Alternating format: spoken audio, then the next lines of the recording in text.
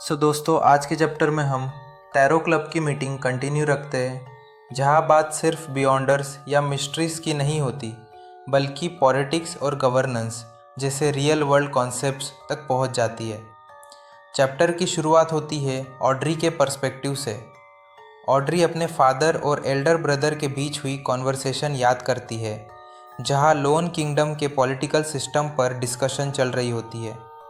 उनका मानना है कि गवर्नमेंट का स्ट्रक्चर काफ़ी क्योटिक है। हर इलेक्शन के बाद रूलिंग पार्टी चेंज होती है और उसके साथ ही ऊपर से नीचे तक ऑफिशियल्स बदल दिए जाते हैं। इससे एफिशिएंसी गिर जाती है, वॉर्स में लॉसेस होते हैं और सिविलियंस की लाइफ भी काफ़ी अफेक्ट होती है। ऑड्री ये बात टैरो क्लब में अपने शब्दों में शेयर करती है और क्लियरली कहती है कि प्रॉब्लम सबको दिख रही है, लेकिन सॉल्यूशन किसी के पास नहीं है। यही से मिस्टर फूल यानी क्लेन इस डिस्कशन में इंटरेस्ट लेता है। क्लेन को ये टॉपिक काफ़ी फेमिलियर लगता है, ऑलमोस्ट जैसे वो अपनी पुरानी दुनिया के फोरम्स या मैसेज बोर्ड्स पर वापस आ गया हो। वो कामली कहता है कि ये प्रॉब्लम एक्चुअली सिंपल है। ऑड्री थोड़ी सरप्राइज हो जाती है, क्योंकि पॉलिटिक्स जैसे कॉम्प्लेक्स मैटर को सिंपल कहना आसान नहीं होता। क्लेन फिर अपना आइडिया एक्सप्लेन करता है। वो कहता है कि एक पब्लिक एग्जामिनेशन सिस्टम होना चाहिए, बिल्कुल कॉलेज एंट्रेंस एग्ज़ाम की तरह। Open exam, multiple rounds, objective selection. जो लोग पास करें उन्हें सिविल सर्विस के इम्पॉर्टेंट एडमिनिस्ट्रेटिव पोजीशंस में डाला जाए, जैसे कैबिनेट सेक्रेटरीज, काउंटी और सिटी लेवल ऑफिशियल्स। अलग अलग पोस्ट के लिए अलग रिक्वायरमेंट्स हो और प्रोफेशनल काम प्रोफेशनल्स को दिया जाए। साथ ही क्लेन क्लैरिफाई करता है कि पॉलिटिकल पोस्ट जैसे मिनिस्टर्स या गवर्नर्स अभी भी इलेक्शन जीतने वाली पार्टी के पास ही रहेंगे, वो उनका राइटफुल शेयर है। इस पॉइंट पर एल्जर यानी हैंग्ड मैन पहले अनइंटरेस्टेड होता है, लेकिन धीरे धीरे डिस्कशन में इन्वॉल्व हो जाता है।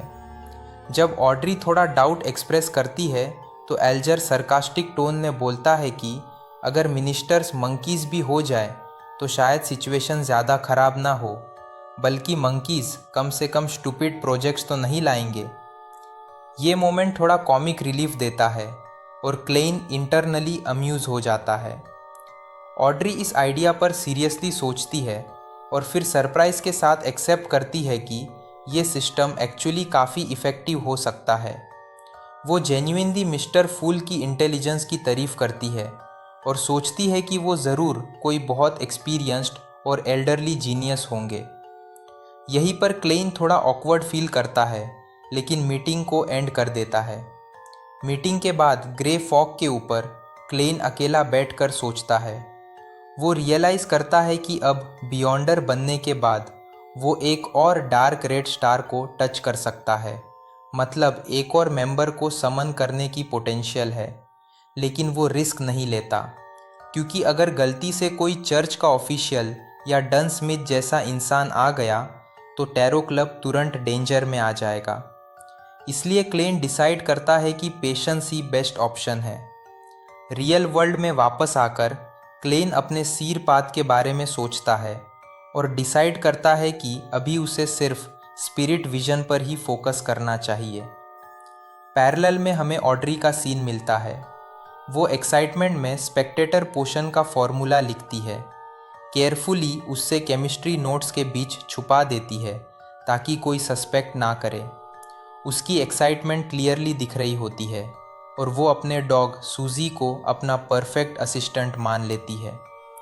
चैप्टर के एंड में एल्जर अपनी पाम को देखकर ये एक्सेप्ट करता है कि वो अभी तक मिस्टर फूल के पावर्स को समझ नहीं पाया, और लास्ट में उसके सामने एक पार्चमेंट होता है जिसमें लिखा होता है 7 सीफेरर। और यहीं पर चैप्टर ख़त्म होता है। तो मिलते हैं नेक्स्ट वीडियो में नेक्स्ट चैप्टर के साथ।